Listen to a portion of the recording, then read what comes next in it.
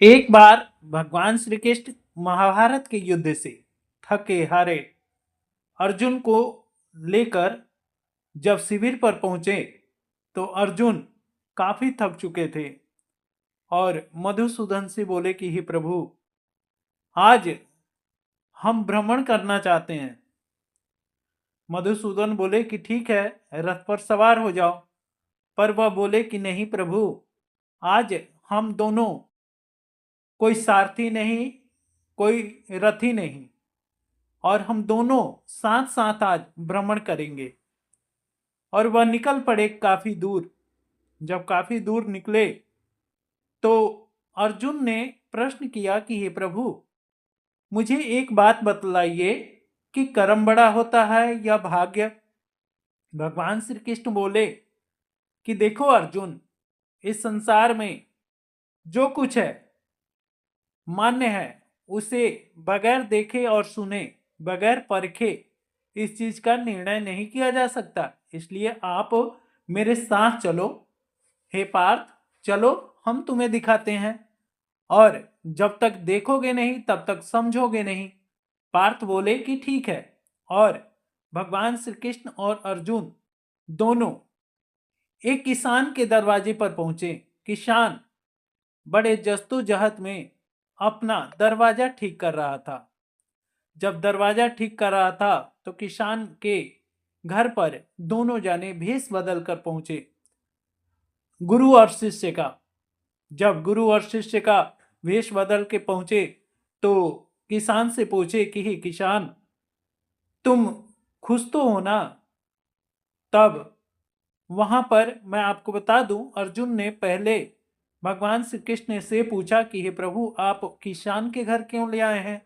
तो भगवान श्री कृष्ण बोले कि हे अर्जुन, तुम बताओ कि क्या यह किसान का भाग्य बहुत बढ़िया होगा, बुरा होगा या भला होगा? तो अर्जुन बोले कि यह तो गरीब किसान है, इसका भाग्य कैसे उदय होगा प्रभु, ये तो गरीब है। तब वो बोले कि ठीक है। और उन्होंने भेष बदल के और किसान के घर पहुंचे। किसान अपने कार्य में व्यस्त था, और कब उनके घर में भगवान श्री कृष्ण और अर्जुन अंदर चले गए हाल चाल पूछकर किसान का, ये किसान को भी नहीं पता लगा। और अर्जुन अंदर जाकर एक पोटली में 100 असरफियां सोने की रखकर और आ गए। और फिर दूसरे दिन अर्जुन फिर वहां पहुंचे तो क्या देखते हैं कि किसान अपने खेत में हल चला रहा है, बहुत मेहनत कर रहा है। तब अर्जुन शिष्य रूप में, भगवान श्री कृष्ण गुरु के रूप में, दोनों संत और चेला दोनों पहुंचे।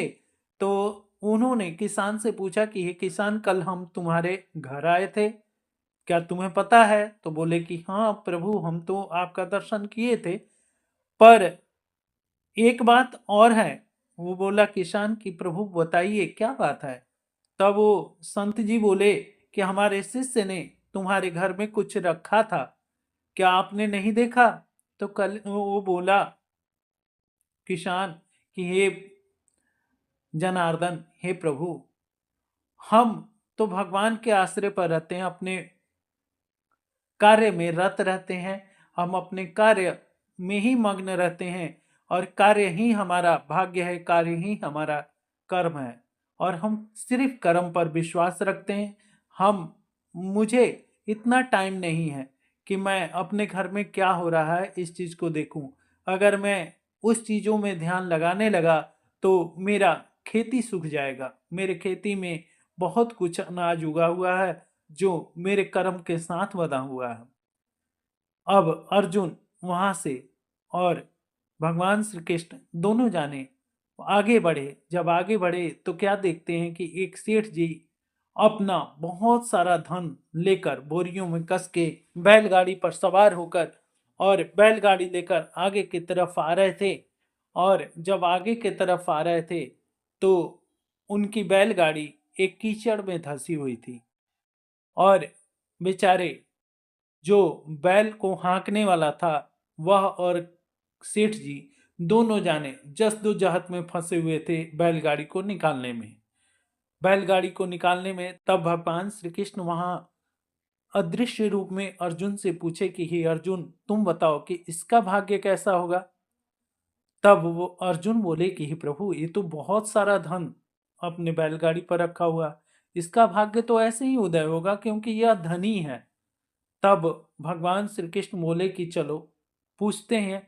तब वहां पर फिर से संत और चेला का रूप धारण करके पहुंचे और वहां जाकर व्यापारी से पूछे कि हे व्यापारी, हे सेठ जी, आप का यहाँ क्या कर्म है, आप किसके आश्रय पर यहाँ लगे हुए हैं इतना जद्दोजहद में। कहते हैं कि प्रभु, सिर्फ मैं यहाँ अपने कर्म की प्रधानता दे रहा हूँ कि मुझे कुछ मिल जाता तो मेरी बैलगाड़ी निकल जाती, जब बैलगाड़ी निकल जाती तो मैं अपना धन ले जाकर और बाजार में बेचता, मेरा भाग्य तो ऐसे ही उदय हो जाता। तब वहां पर भगवान श्री कृष्ण संत रूपी अपने हाथ में जब अदृश्य रूप में थे तो भगवान ने हाथ ऊपर किया और एक सरिया, जो राड कहा जाता है, वो जो संबल के रूप में भी होता है, कि जिसको हम माटी खोदने के रूप में उसको अपने काम में ले आते हैं, वह उस सेठ को दिया। सेठ को भगवान ने दिया तो वह सेठ बड़ा खुश हुआ और उससे अपनी बैलगाड़ी निकाल लिया। कहता है कि प्रभु धन्यवाद, जो आपने यह संबल मुझे दे दिया, इस संबल के आश्रय ही मेरा अब काम बन गया और मैं अपने भाग्य में फिर से रत हो गया।